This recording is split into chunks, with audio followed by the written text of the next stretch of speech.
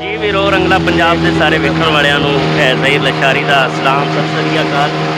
ਤੇ ਅਸੀਂ ਨਿਕਲੇ ਹਾਂ ਚੱਕ ਆਜ਼ਮ ਸ਼ੀਨਾ ਤਹਿਸੀਲ ਮਿੰਟਨਾਬਾਦ ਡਿਸਟ੍ਰਿਕਟ ਬਹਾਵਲਨਗਰ ਔਰ ਪੰਜਾਬੀ ਲਹਿਰ ਔਰ ਖਾਲਸਾ ਐਡ ਦੀਆਂ ਟੀਮਾਂ ਸਾਡੇ ਨਾਲ ਨੇ। ਨਾਸਰ ਢਿੱਲੋਂ ਸਾਹਿਬ ਸਾਡੇ ਨਾਲ ਮੌਜੂਦ ਨੇ, ਡਾਕਟਰਸ ਦਾ ਪੈਨਲ ਵੀ ਹੈ, ਮੈਡੀਸਨ ਵੀ ਹੈ, ਸਾਰਾ ਕੁਝ ਲੈ ਕੇ ਅਸੀਂ ਤੁਰੇ ਹਾਂ। ਔਰ ਜਿਹੜੇ ਸਟਾਫ ਜਾਨ ਨੇ ਉਹਨਾਂ ਕੋਲ ਅਸੀਂ ਪਹੁੰਚ ਰਹੇ ਹਾਂ, ਲੋਕਾਂ ਨੂੰ ਰੈਸਕਿਊ ਵੀ ਕਰ ਰਹੇ ਹਾਂ, ਉਹਨਾਂ ਨੂੰ ਰਾਸ਼ਨ ਵੀ ਦੇ ਰਹੇ ਹਾਂ।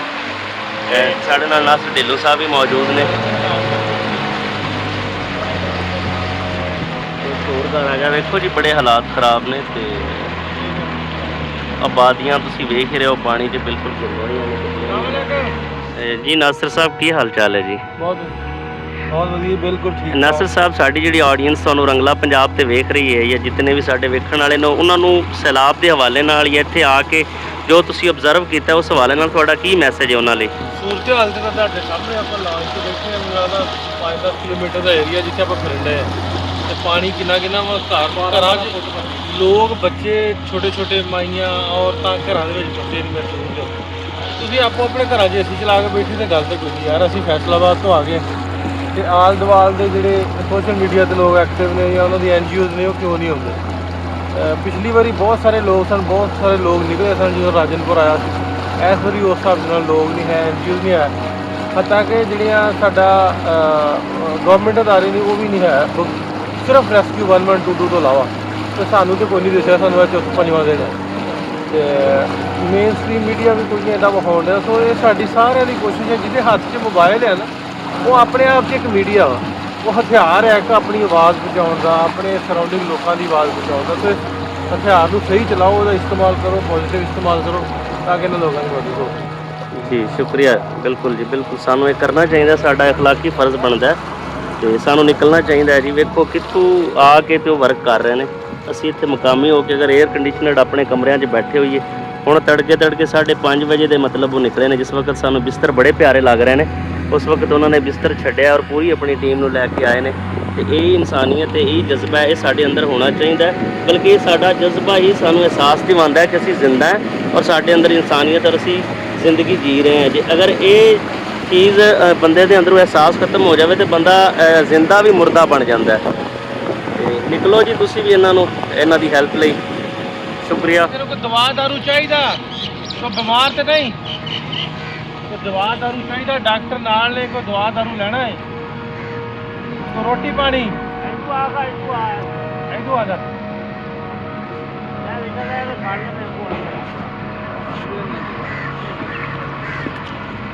अरे डॉक्टर आजा तुम यार इधर चाचा इधर आ। जी जी राशन चाहिए सुनाओ यार। ਅੱਗੇ ਰਖਾ ਦਿਆ ਕਰੋ ਤੁਸੀਂ 2-4 ਯਾਰ। ਤੁਸੀਂ ਕੋਈ ਦਵਾਈ ਤਾਂ ਨਹੀਂ ਚਾਹੀਦੀ ਅੰਕਲ ਜੀ? ਬੰਦਾ ਦੀ ਮਾਤ ਨਹੀਂ ਹੈ ਉਧਰ ਬਣਾ ਯਾਰ। ਸ਼ਮਾਰ ਬੰਦਾ ਹੋ ਹੀ ਜਾਂਦਾ ਹੈ ਜੀ। ਆ ਵੀ ਫੜ ਰਾਸ਼ਨ ਦਾ ਪੈਕਟ ਦੇ ਦੇ ਇੱਕ ਵੱਡੇ ਦਾ। ਅੱਛਾ ਉਹ ਇੱਧਰ ਪਾ ਦਿਆ ਕਰੋ ਇੱਕ ਦਾ ਯਾਰ। ਕੁਛ ਅੱਗੇ ਰਖਾ ਦਿਆ ਕਰੋ। ਆ ਜਨੇਲਾ ਵੀ ਆ ਕਰੋ ਸਾਡਾ ਬੈਠਾ। ਕਿੰਨੇ ਜੀ ਜੇ ਭਾਈ?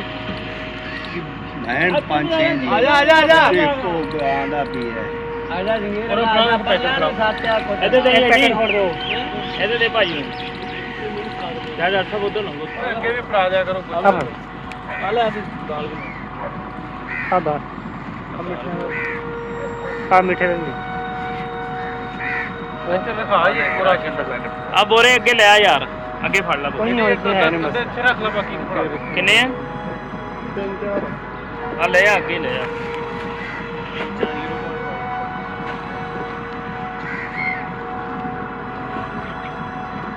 ਇੱਧਰ ਆ ਜਾ ਦੇ ਹਾਲੇ ਸੰਗ ਗਈ ਬੱਕਰਾ।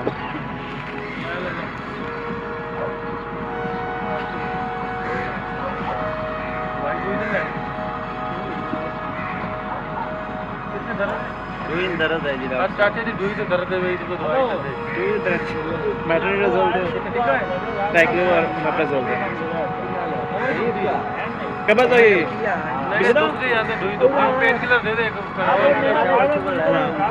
बिसाको डेली नाल दे एक दवाई ले लो चाचा। रख के आ जाओ, रख जल्दी आओ।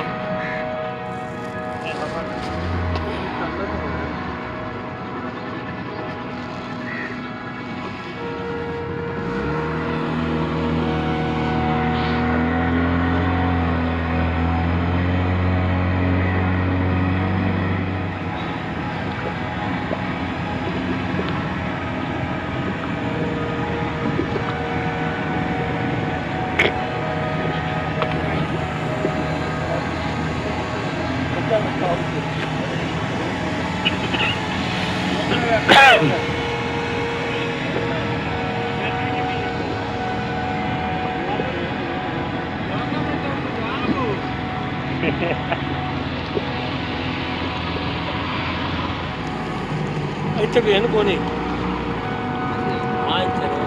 ਐਨ ਕੋਈ ਪੁੱਛ ਲਓ ਹੈਗਾ ਆ ਟੁੱਕਰ ਪਾਣੀ ਲੈ ਲਓ ਕੁੱਤਾ ਪਿਆ ਕੁੱਤਾ ਉਹ ਕੁੱਤਾ ਪਿਆ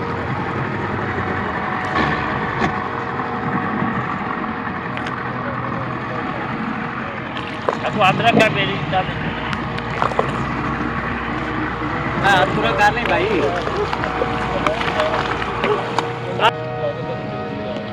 ਅੱਛਾ ਕੋਈ ਲਾਣਾ ਥੋੜਾ ਜਿਹਾ ਦਵਾਈ ਵੀ ਦਿਓ ਯਾਰ ਕਾਦੀ ਫਿੰਸੀ ਐਲਰਜੀ ਦੀ ਦਵਾਈ ਦਿਓ ਉਹਦਾ ਹੋਇਆ ਦਵਾਈ ਦੇ ਲਈਏ ਕੁਝ ਨਹੀਂ ਲੈਣਾ ਕਿਉਂ ਤੂੰ ਲੈਣਾ ਹੀ ਕੁਝ ਨਹੀਂ ਲੈਣਾ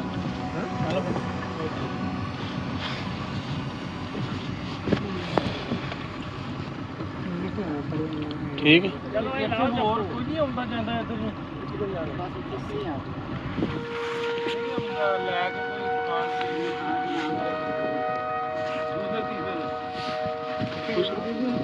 ਇੱਕ ਮਿੰਟ आ पूजा भर लो छोटे नु हाथ पाओ यार ਅੱਗੇ ਪਾਣੀ ਛੋਟਾ ਹੈ आई थैंक ਇਸ ਵਾਸਤੇ ਆ ਵੇਖੋ ਅੱਗੇ ਨਹੀਂ ਜਾ ਸਕੇ ਫਿਰ ਉਹ ਬਰਤਨ ਲੈ ਕੇ ਇੱਥੇ ਆਏ ਰਹੇ ਉਹਨਾਂ ਨੂੰ ਰਾਬਤਾ ਕੀਤਾ आई टका ਪੰਜਾਬੀ ਲਹਿਰ ਔਰ ਖਾਲਸਾ ਐਡ ਇੰਟਰਨੈਸ਼ਨਲ ਦਾ ਬੜਾ ਵਰਕ ਹੈ ਜੀ ਲੇਕਿਨ ਸਿਰਫ ਇਹਨਾਂ ਨੇ ਨਹੀਂ ਵਰਕ ਕਰਨਾ आ जिन्ने जिवें जिवें छापर लेंदे ਸਾਰਿਆਂ सारे ਦਾ घरां दे ਫਰਜ਼ ले ਬਣਦਾ ਹੈ ਜੀ। सारिਆਂ ਨੂੰ ਦੇ देवे ਕਿਉਂ ਆਣ ਉਹ ਸਾਰਿਆਂ ਮਾਈਆਂ ਦਾ ਨੂੰ ਫਰਜ਼ ਬਣਦਾ। ਬੀਬੀਆਂ ਨੂੰ ਵੀ ਦੇ ਦਿਓ ਇਹਨਾਂ ਤੁਸੀਂ ਲੈ ਲਓ ਬੀਬੀਆਂ ਦੇ ਵੀ ਬੀਬੀਆਂ ਦੇ ਵੀ ਯਾਰ ਲੈ ਲਓ ਵਾਲੀ ਕਾਫੀ ਪਿੱਛੇ ਨੇ ਤੇ ਇਹਨਾਂ ਨੂੰ ਦੇ ਦਿਓ ਹੈ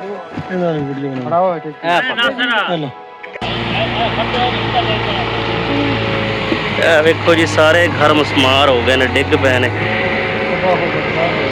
ਬਿਲਕੁਲ ਇੱਥੇ ਹੁਣ ਕੋਈ ਨਹੀਂ ਲੋਕ ਇੱਥੋਂ ਨਿਕਲ ਗਏ ਨੇ ਉਹਨਾਂ ਨੂੰ ਰੈਸਕਿਊ ਕਰ ਲਿਆ ਗਿਆ ਔਰ ਕਿਤਨੇ ਹਾਲਾਤ ਖਰਾਬ ਨੇ ਤੁਹਾਡੇ ਸਾਹਮਣੇ ਲੇਕਿਨ ਸਾਰੇ ਲੋਕਾਂ ਨੂੰ ਇੱਥੇ ਇਹਨਾਂ ਦੀ ਹੈਲਪ ਵਾਸਤੇ ਆਉਣਾ ਚਾਹੀਦਾ ਸਿਰਫ ਕੋਈ ਇੱਕ ਦੋ ਤਨਜ਼ੀਮਾਂ ਦਾ ਕੰਮ ਨਹੀਂ ਜਾਂ ਸੋ ਇੱਥੇ ਬਲਕਿ ਹਰ ਬੰਦੇ ਦਾ ਫਰਜ਼ ਹੈ ਅੱਲਾਹ ਤਾਲਾ ਨੇ ਜਿੰਨੀ ਇਸਤਤਾਅਤ ਦਿੱਤੀ ਹੈ ਉਹਨੂੰ ਇੱਥੇ ਆਉਣਾ ਚਾਹੀਦਾ ਹੈ ਤੁਹਾਡੇ ਸਾਹਮਣੇ ਮਨਾਜ਼ਰ ਨੇ ਵੇਖੋ ਮਤਲਬ ਦਿਲ ਰੋਂਦਾ ਹੈ ਯਾਰ ਵੇਖ ਕੇ ਇੱਥੇ ਵੀ ਘਰ ਆਬਾਦ ਸਨ ਜ਼ਿੰਦਗੀਆਂ ਆਬਾਦ ਸਨ ਲੇਕਿਨ ਇੱਕ ਹੀ ਵਕਤ ਦੇ ਵਿੱਚ ਕੁਝ ਵੀ ਹੋ ਸਕਦਾ ਹੈ ਇਸ ਵਾਸਤੇ ਉਸ ਵਕਤ ਤੋਂ ਡਰਨਾ ਚਾਹੀਦਾ ਔਰ ਉਸ ਵਕਤ ਤੋਂ ਪਹਿਲੇ ਕੁਝ ਬਿਹਤਰ ਕਰਨਾ ਚਾਹੀਦਾ ਉਹ ਵਕਤ ਕਿਸੇ ਤੇ ਵੀ ਆ ਸਕਦਾ ਹੈ ਵੇਖੋ ਮਾੜਾ ਚੰਗਾ ਵਕਤ ਆਉਂਦਾ ਰਹਿੰਦਾ ਲੇਕਿਨ ਇਨਸਾਨ ਉਹ ਹੈ ਜਿਹੜਾ ਦੁੱਖ ਦਰਦ 'ਚ ਦੂਸਰਿਆਂ ਦੇ ਕੰਮ ਆਵੇ ਤੇ ਸਾਨੂੰ ਕੰਮ ਆਉਣਾ ਚਾਹੀਦਾ